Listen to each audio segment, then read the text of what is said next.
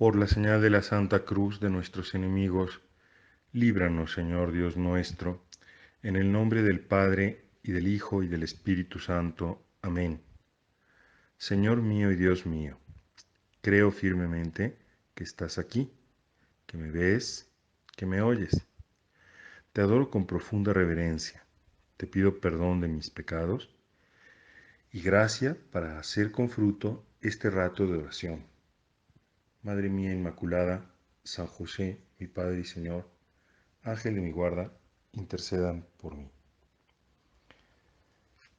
En el texto del Evangelio que se proclama este domingo, número 26 del tiempo ordinario, en la misa, se nos presenta esa parábola que Jesús dijo a los ancianos y a los fariseos de Israel, en el que hay dos hijos cuyo padre les pide la misma cosa a ambos. Les pide que vayan a trabajar a su viña. Uno de ellos responde inmediatamente sí, pero luego resulta que no va. El otro, en cambio, cuando el padre le dice que vaya a trabajar a la viña, le dice inmediatamente que no quiere ir. Pero al final cambia idea y va a trabajar. Y Jesús les pregunta a sus oyentes, ¿quién de estos dos hijos hizo realmente la voluntad del Padre? Y evidentemente, los fariseos, los ancianos, respondieron que el que fue a trabajar, ¿no? El que a pesar de haber dicho que no quería ir, finalmente fue. Y Jesús pone este ejemplo, o dice esta parábola, por la razón con la que concluye. Les advierte a estas autoridades religiosas judías que las prostitutas y los pecadores públicos, los publicanos, se les adelantarán en el camino al reino de los cielos. Y no deja de desconcertarnos el nivel al que llega la afirmación de Jesús de poner como en mejor situación incluso una prostituta o un pecador público que las autoridades judías, que son, pues digamos, gente piadosa, gente que son expertos de la religión. Esto nos hace ver que el tema de la obediencia es un tema serio, el obedecer la voluntad de Dios. La obediencia se define en la teología como el acto de obedecer, es decir, de cumplir o de realizar la voluntad de otro. Evidentemente, la obediencia presupone de una parte la autoridad del que manda, esto es, que posea el derecho de imperar o aconsejar una conducta y que actúe también dentro de su competencia, dentro de su ámbito de competencia.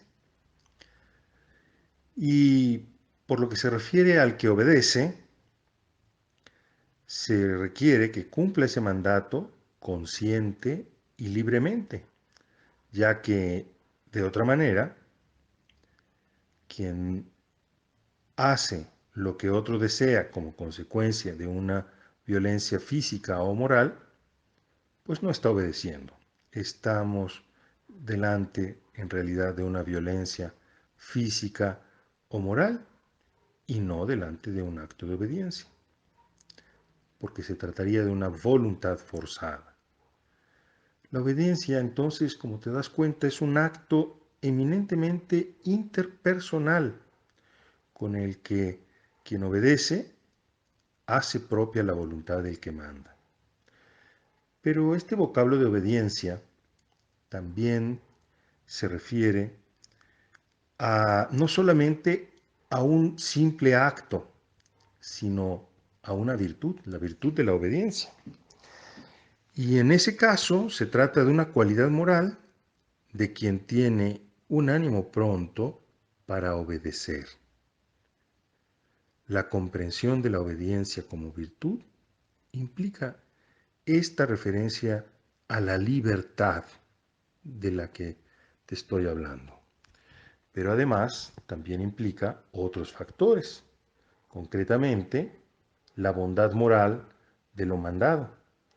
Cuando la persona que manda impera una conducta inmoral, evidentemente la respuesta no debe ser la obediencia, sino al contrario, negarse a realizar esa acción. Y dando incluso un paso más, poniendo los medios para contribuir a que quien la imperaba cambie de modo de pensar, o al menos deje de tratar de imponer esa conducta a otros. La obediencia es una virtud y un acto que son muy necesarios para la vida cristiana.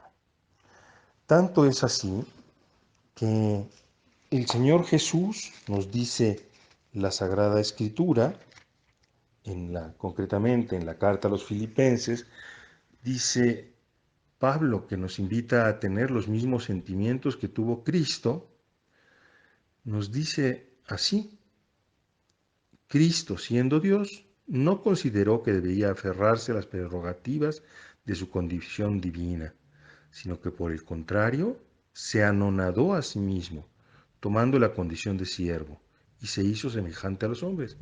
Así, hecho uno de ellos, se humilló a sí mismo y por obediencia aceptó incluso la muerte, y una muerte de cruz.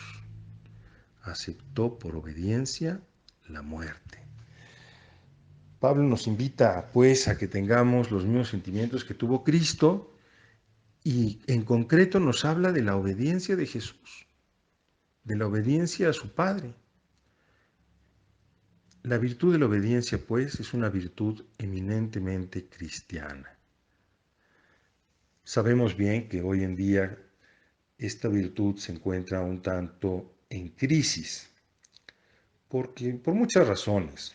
Primero que nada hay una crisis de las instituciones y también una crisis de la autoridad. No solamente porque haya como una rebeldía hacia este principio de autoridad que es fundamental para garantizar el orden en la sociedad y en cualquier cuerpo social, en cualquier grupo humano, sino también sobre todo porque muchas veces nosotros nos hemos habituado a ver que la voluntad del que gobierna, la voluntad del que emana leyes, la voluntad del que impera, pues muchas veces no es una voluntad dirigida hacia el bien, hacia la bondad, sino que es solamente un capricho. Además, muchas veces también quienes están revestidos de autoridad, pues no son consecuentes con esa autoridad, no son virtuosos, sino que muchas veces son personas corruptas que se aprovechan de esa posición de dominio, exacto, no para servir al bien común, sino para dominar, para mangonear. Sin embargo, a pesar de que existe esta realidad que no podemos soslayar, nosotros los cristianos tendremos que empeñarnos en vivir una obediencia que esté radicada en la visión sobrenatural, que esté radicada en nuestro deseo de imitar a Jesús, que esté radicada en la humildad. Vamos a darnos cuenta de que hacer la voluntad del Padre, identificarnos con la voluntad del Padre, como decíamos en una meditación en uno de estos días pasados, es justamente el camino para que nosotros podamos conseguir nuestro fin, para que nosotros podamos realizarnos, para que nosotros podamos ser felices. Y precisamente porque la virtud de la obediencia es tan importante, no se vale una obediencia de fachada, como la del hijo que dice, sí, papá, voy a trabajar en tu viña, pero al final no va. Si no vamos a imitar al hijo menor, bueno, no sé si era menor, pero al otro hijo, que a pesar de que no tenía ganas de obedecer, no tenía ganas de hacer lo que se le mandaba, sin embargo, después reflexiona y con libertad va y hace lo que su padre le pide.